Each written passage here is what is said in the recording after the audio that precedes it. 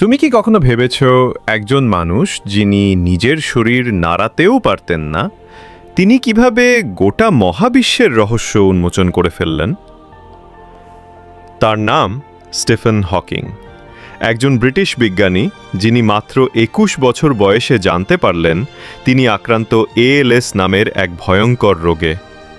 ডাক্তাররা বলেছিল he won't live more than 2 years. কিন্তু হকিং শান্তভাবে বলেছিলেন, যেখানে জীবন আছে সেখানে আশা আছে। তিনি হুইল চেয়ারে বসে থেকেও নিজের মস্তিষ্ককে বানিয়ে ফেলেছিলেন সবচেয়ে শক্তিশালী অস্ত্র। লিখেছিলেন a brief history of time, যেটা বিক্রি হয়েছিল 1 কোটিরও বেশি কপি, আর মানুষকে মহাবিশ্ব বোঝার নতুন দিগন্ত দেখিয়েছিল। স্টিফেন হকিং প্রমাণ করে দিয়েছেন, তোমার শরীর না, তোমার মাইন্ডসেটই তোমার ভবিষ্যৎ তৈরি করে।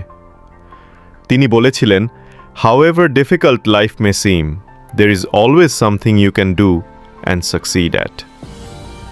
তুমি যদি কখনো হার মানতে যাও, তাহলে একবার ভাবো, একজন মানুষ যিনি কথা বলতেও পারতেন না, তিনি কণ্ঠ ছাড়াই গোটা বিশ্বকে নাড়িয়ে দিয়েছিলেন।